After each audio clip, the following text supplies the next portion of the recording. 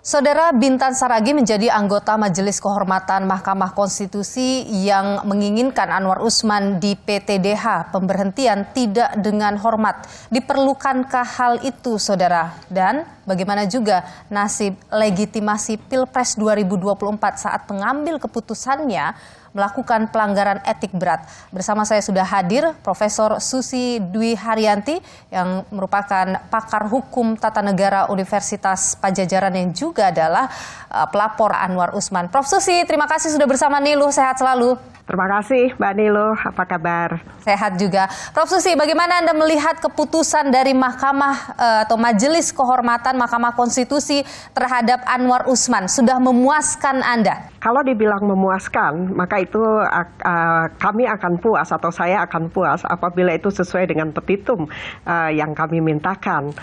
Kami salah satunya memintakan apabila terjadi pelanggaran kode etik berat, maka sanksi yang diberikan itu adalah pemberhentian tidak dengan hormat. Namun di sisi lain, saya secara pribadi juga dapat memahami mengapa kemudian MK mengambil putusan yang lain. Jadi kalau putusan diberhentikan tidak dengan hormat itu sesuai dengan dissenting opinion dari Profesor Bintan, dan itu sesuai dengan apa yang diatur di dalam peraturan Mahkamah Konstitusi tahun 2023. Saya menduga bahwa Profesor Jimli dan juga yang lainnya, terutama Dr. Wahidudin, Prof. Jimli, Dr. Wahidudin Adab, dan juga mungkin dapat dipahami juga oleh Prof. Bintan, yaitu untuk memastikan bahwa putusan MK itu dapat segera dilaksanakan. Okay. Jadi ini sudah keputusan bijaksana ya, Prof ya? Betul. Menurut saya itu adalah putusan yang dapat diapresiasi. Saya mengapresiasi karena yang penting itu adalah bagi MK yaitu memberhentikan Ketua Mahkamah Konstitusi dalam waktu secepatnya. Karena apa? Karena kita mengetahui bahwa sebagai ketua maka Pak Anwar Usman akan mempunyai berbagai kewenangan yang akan mengatur berjalannya atau bagaimana pelaksanaan dari putusan MK tersebut. Okay. Oleh karena itu, saya menduga bahwa MK itu memotong jalan itu. Jadi diberhentikan dulu sebagai ketua MK, kemudian dilakukan pemilihan untuk memilih ketua MK yang baru untuk memastikan bahwa putusan MK itu dapat dilaksanakan secara cepat. Prof, kalau melihat keputusan untuk diuji ulang putusan perkara nomor 90 itu bagaimana kalau menurut Anda? Jadi saya melihat bahwa ini adalah sebuah mekanisme hukum yang digunakan oleh masyarakat untuk mempersoalkan putusan 90 itu melalui pengujian pasal yang sama, tentunya dengan argumentasi atau dengan dasar-dasar pengujian yang akan berbeda agar tidak terjadi apa yang disebut sebagai nebis in idem. Gitu. Oke, Prof, kalau Anda sendiri melihat bagaimana ketika ketika yang memutus perkara itu dinyatakan melakukan pelanggaran berat ya, pelanggaran etik berat, legitimasi jalannya Pilpres ini jadinya bagaimana, Prof, pandangan Anda? Ya, ini adalah salah satu persoalan pelik juga yang kemudian harus kita hadapi. Karena apa? Karena sebetulnya di dalam salah satu ada yang namanya the Purcell Principle, yaitu prinsip yang mengatakan bahwa pengadilan itu janganlah memutus hal-hal yang berkaitan dengan pemilihan umum ketika sudah mulai akan mendekati masuk pada tahapan pemilihan umum.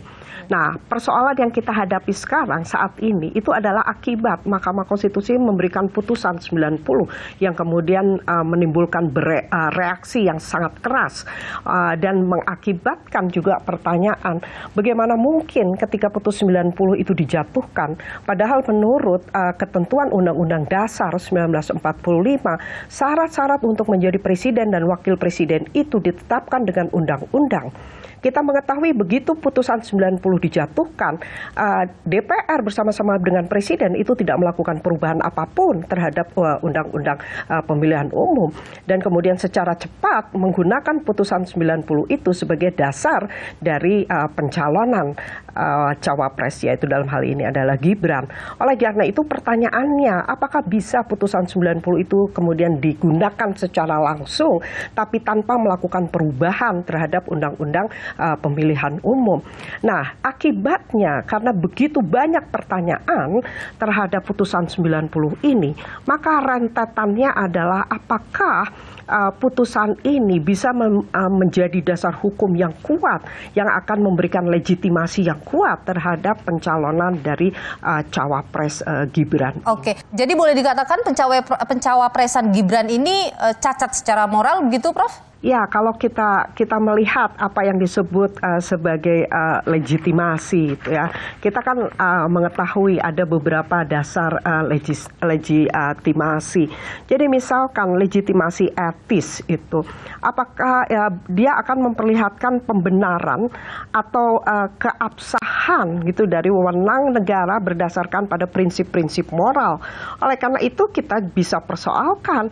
Jadi kalau misalkan putusan Mahkamah Konstitusi itu disebut sebagai hukum, kemudian dia diklaim dia memiliki legitimasi hukum, tetapi belum tentu dia memiliki legitimasi moral, dia belum tentu dia memiliki legitimasi etik, karena kita mengetahui bagaimana proses pencapresan itu terjadi, proses pencalonan sebagai cawapres itu terjadi, karena banyak sekali di belakangnya itu adalah persoalan-persoalan bukan hanya persoalan hukum tetapi juga persoalan etik.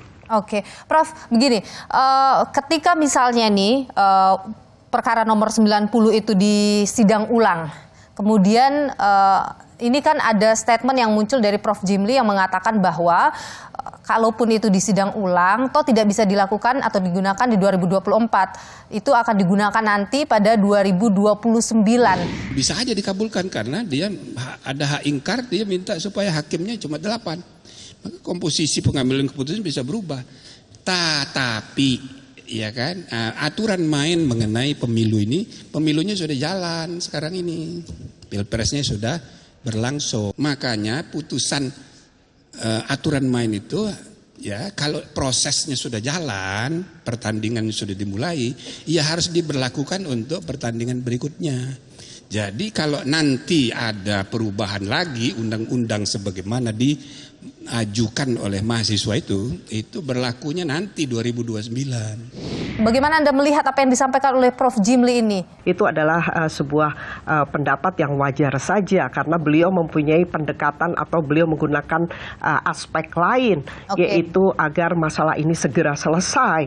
Tetapi ada juga yang kemudian tetap mempersoalkan sepanjang waktu untuk melakukan penggantian cawapres ataupun capres itu masih dimungkinkan, maka selama itu pula masyarakat itu berhak untuk melakukan pengujian-pengujian dan kemudian berharap bahwa putusannya itu berlaku untuk 2024. Jadi ini karena ada perbedaan perspektif. Tapi Anda tidak sependapat dengan itu? Bagi saya, karena ini berkaitan dengan kualitas sebuah pemilihan umum, kita menginginkan bahwa pemilihan umum itu dilakukan secara adil, kemudian secara bebas, free and fair election, maka seharusnya kemungkinan untuk melakukan penggantian itu tetap dimungkinkan. Oke.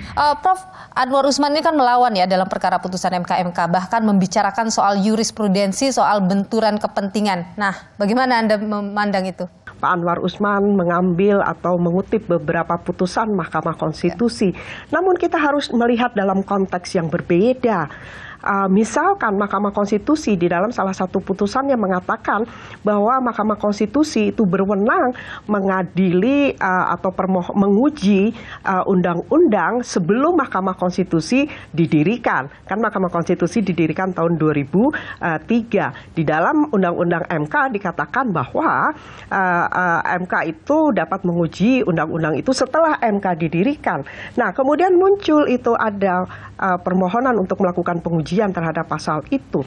Nah, kemudian ketika dipertanyakan, kan pasal itu menguji kewenangan MK sendiri. Nah, pertanyaannya adalah apakah ada konflik kepentingan dalam konteks ini? Menurut saya tidak ada. Karena apa? Karena masyarakat itu meminta kepada Mahkamah Konstitusi untuk memeriksa, untuk menilai apakah pasal itu dapat digunakan. Karena apa? Karena kita mengetahui bahwa banyak undang-undang yang dibuat sebelum Mahkamah Konstitusi didirikan itu adalah undang-undang yang bermasalah. Artinya apa? Yaitu ada dugaan dia bertentangan dengan undang-undang dasar, baik bertentangan secara norma maupun bertentangan secara asas maupun prinsip. Nah, kalau Mahkamah Konstitusi kemudian menjatuhkan putusan bahwa dia tidak terikat dengan pasal itu, artinya dia bisa menguji undang-undang setelah Mahkamah Konstitusi didirikan, apakah itu dikatakan sebagai konflik of interest? Menurut saya tidak, karena dalam hal ini Mahkamah Konstitusi menjalankan salah satu fungsinya, yaitu fungsi apa? The guardian of the Constitution. Jadi kita bisa benarkan itu.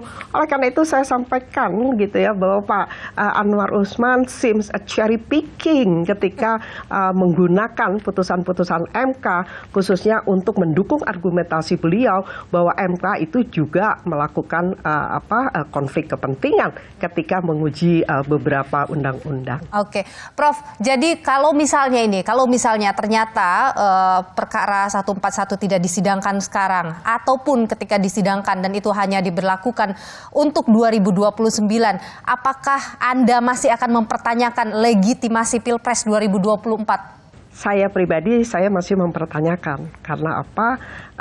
Meskipun ada tujuan, ya pasti ada tujuan mengapa diberlakukan 2029. Tetapi saya berangkat bahwa pemilihan umum itu adalah sarana rakyat. Sarana rakyat untuk memilih pimpinan yang dia kehendaki. Dan pemilihan umum yang diinginkan oleh rakyat itu adalah pemilihan umum yang adil dan pemilihan umum yang bebas, jujur, rahasia. Jadi ada prinsip-prinsip dan kami menginginkan pemilihan umum yang berkualitas, bukan hanya sekedar diselenggarakan. Nah, ketika MK menjatuhkan putusan 90 ini, saya melihat bahwa mengapa MK justru menyerang inti dari demokrasi, yaitu pemilihan umum. Padahal seharusnya MK itu bertindak sebagai penjaga demokrasi. Jadi dia bukan hanya the guardian of the Constitution, tetapi juga dia memiliki fungsi-fungsi yang lain, yaitu apa? Dia itu mempunyai fungsi sebagai public reasoner of public democracy.